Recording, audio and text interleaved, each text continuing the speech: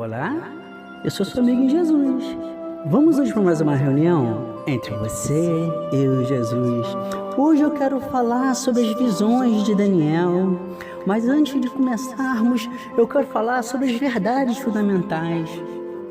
Deus cuida do seu povo quando ele sofre. Esse é chamado de Yahvé. O Senhor está presente e acessível, perto dos que invocam por livramento, perdão e orientação. Deus adverte, mas no final julgará aqueles que perseguem seu povo. Ele se chama Jeová Tsidkenu, Senhor nossa justiça. O Deus dará vitória ao seu povo.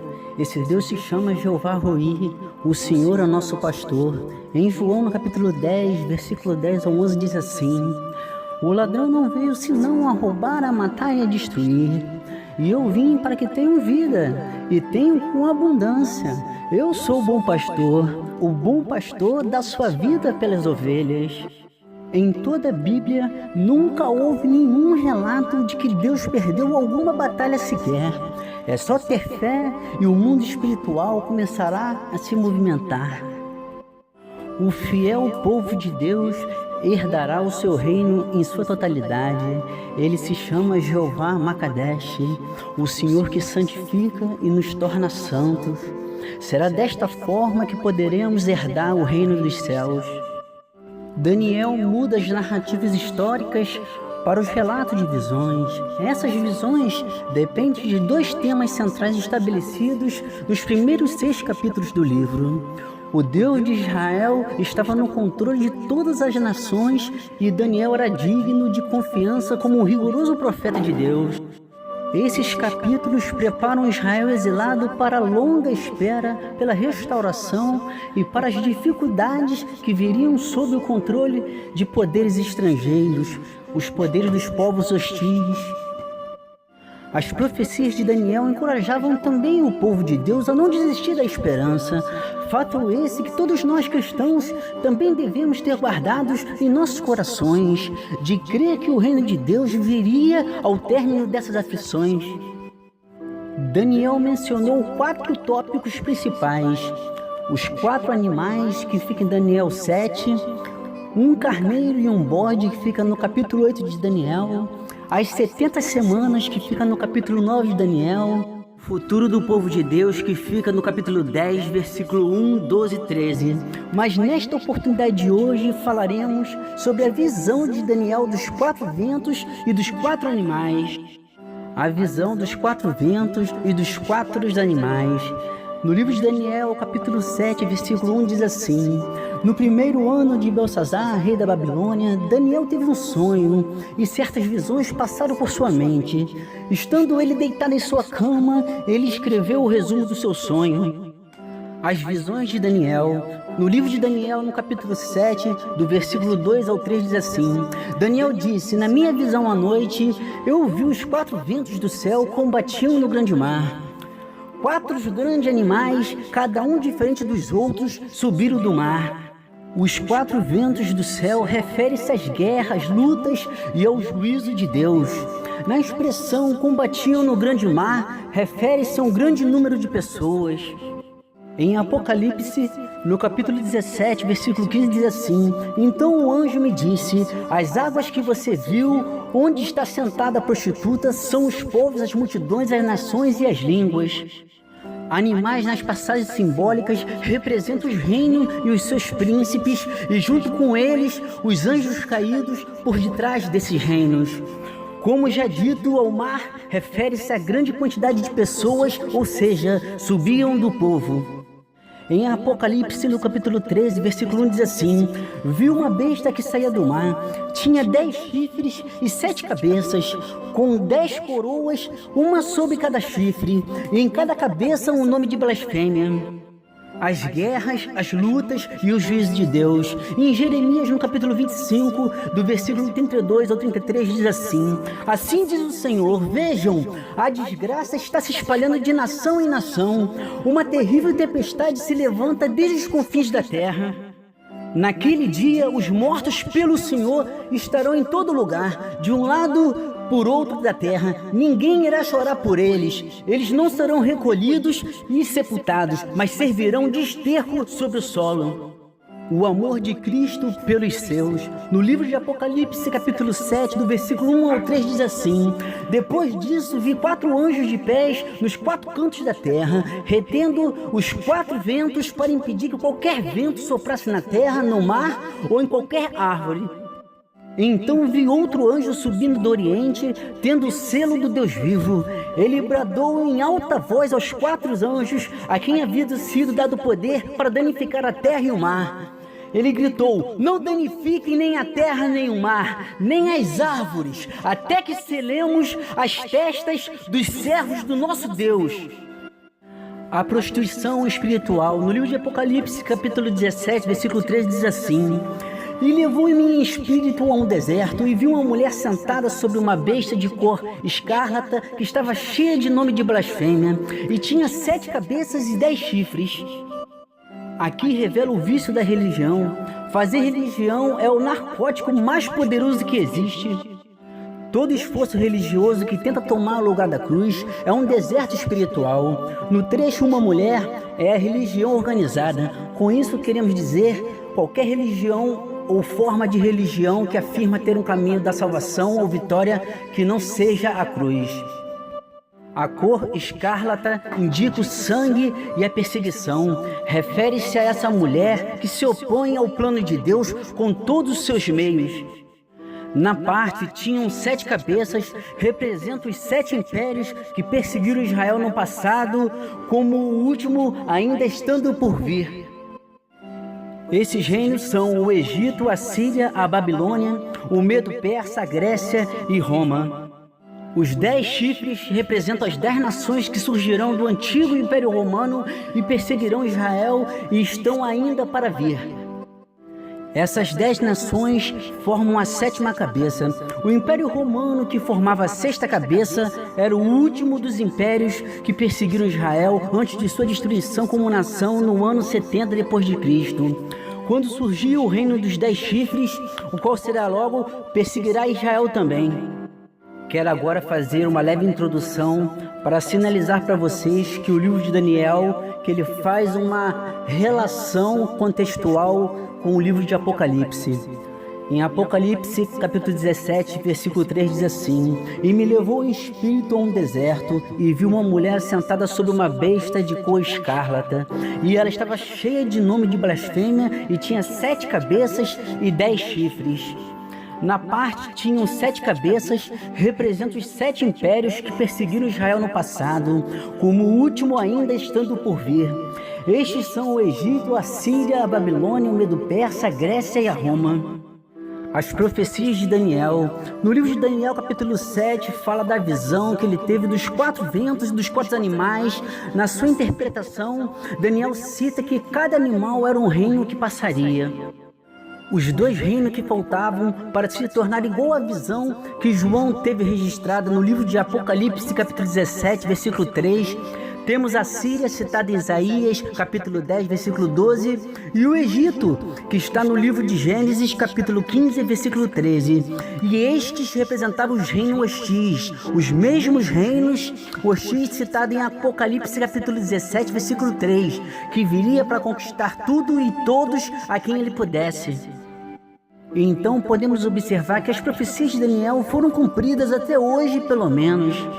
Para que haja mais um esclarecimento, o reino do Alexandre o Grande surgiria cerca de 200 anos depois dos dias de Daniel. Irei agora falar sobre o mundo espiritual, mas antes é necessário saber que a luta não é contra a carne, mas sim contra os principados e as potestades. No livro de Apocalipse, capítulo 17, versículo 7, diz assim: Então o anjo me disse: Por que você está admirado? E eu lhe explicarei o mistério dessa mulher e da besta sobre a qual ela está montada, que tem 7 cabeças e 10 chifres. Sobre a besta representa um anjo caído que ajudou os seus líderes desses impérios do passado nos seus esforços para destruir Israel. Voltando agora para o tema central, que é sobre a visão de Daniel, dos 4 ventos e dos 4 animais. No capítulo 7, versículo 4 de Daniel diz assim: a visão de um leão. O primeiro era como um leão e tinha as asas de águia. E eu olhei até que as suas asas foram arrancadas e ele foi erguido do chão de modo que se levantou-se sobre 2 pés como um homem e recebeu o coração de homem.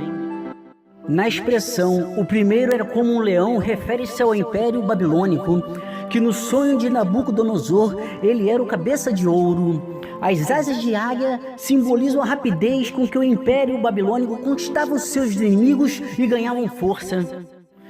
Na frase, eu olhei até que as suas asas foram arrancadas, diz respeito à rápida expansão do seu império, até que o rei babilônico Nabucodonosor entrou em demência e em resultado do seu orgulho e do seu ego. A visão de um urso. No capítulo 7 de Daniel, versículo 5 diz assim: continuei olhando e vi um segundo animal, que tinha uma aparência de um urso. Ele foi erguido por um dos seus lados e na boca, e entre os dentes tinham 3 costelas. Lhe foi dito: levante-se e coma quanta carne puder. No livro de Daniel, no capítulo 2, versículo 39, diz assim: Daniel revelou ao rei Nabucodonosor que o peito e os braços de prata representavam o Império Medo-Persa. A visão que foi dada a Daniel representava esses reinos como Deus o vê, ou seja, cruéis. A frase "o qual se levantou" quer dizer que a força dos persas era maior do que dos medos. E as 3 costelas na boca dele, entre os dentes, referem-se ao urso que devora muita carne. Simbolizavam a conquista da Babilônia, da Lídia e do Egito. A visão de um leopardo. No capítulo 7 de Daniel, versículo 6 diz assim: depois disso vi um outro animal que se parecia com um leopardo, e nas costas tinham 4 asas, como asas de uma ave. Esse animal tinha 4 cabeças e recebeu autoridade para governar. Em uma breve descrição, define o Império Grego sob o comando de Alexandre o Grande. As 4 asas simbolizavam a rapidez que seriam desproporcionais às conquistas normais, devido ao fato que em Apocalipse, no capítulo 17, versículo 8, nos mostra o mundo espiritual, onde a batalha é travada. Junto a Alexandre o Grande, nas suas rápidas conquistas, estava com ele um anjo caído, instruído por Lúcifer. As 4 cabeças simbolizavam a destruição do Império Grego após a morte de Alexandre o Grande. O 4º animal. No livro de Daniel, capítulo 7, versículo 7, diz assim: na minha visão à noite, vi ainda um 4º animal, aterrorizante, assustador e muito poderoso. Tinha grandes dentes de ferro, com as quais despedaçava e devorava suas vítimas, e pisoteava tudo que sobrava. Era diferente de todos os animais anteriores, e tinha 10 chifres.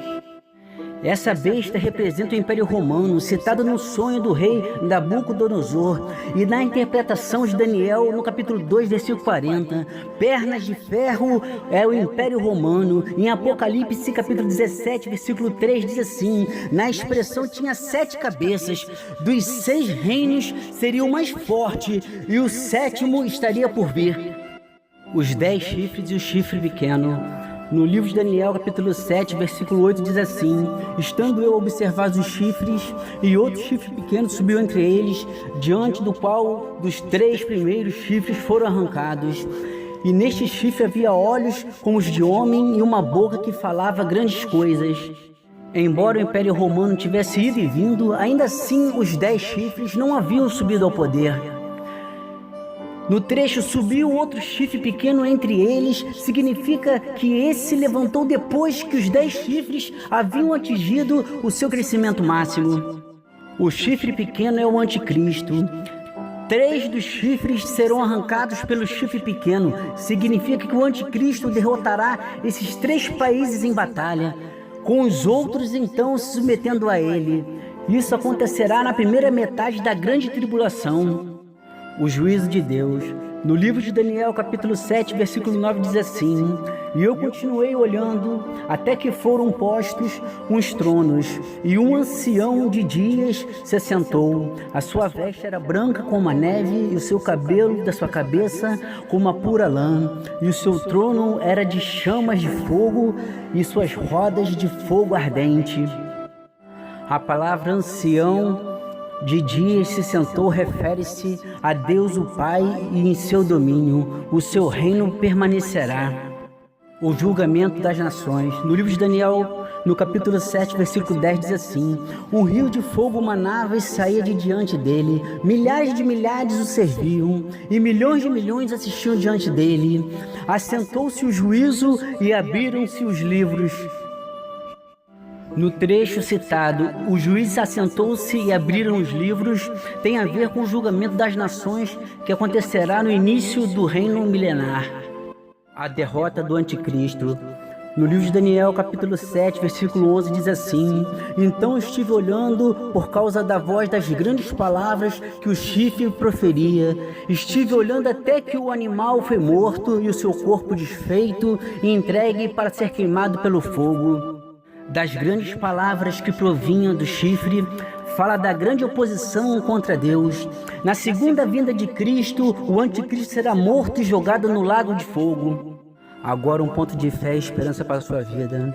No livro de Gênesis, no capítulo 1, do versículo 26 ao 27, diz assim: então disse Deus: façamos o homem à nossa imagem, conforme a nossa semelhança. Domine ele sobre os peixes do mar, sobre as aves do céu, sobre os animais grandes de toda a terra e sobre todos os pequenos animais que se movem rente ao chão. Criou Deus o homem à sua imagem. A imagem de Deus o criou, o homem e a mulher os criou. A importância de Cristo e da cruz. Hoje só é possível obtermos resposta de Deus, até mesmo enfrentar tribulações, onde o medo foi gerado em nossos corações, quando depositamos toda a nossa fé em Cristo e no que Ele fez por nós na cruz, na qual, para nos justificar, Jesus pagou um alto preço com o seu sangue carmesim, nos lavando de todos os nossos pecados. O nome desse Deus é Jeová Tsidkenu, o Senhor é a nossa justiça. É Cristo que é a fonte de onde obtemos o perdão das feridas de nossas almas e a restauração por completa de todas as áreas de nossas vidas para os corações verdadeiramente arrependidos.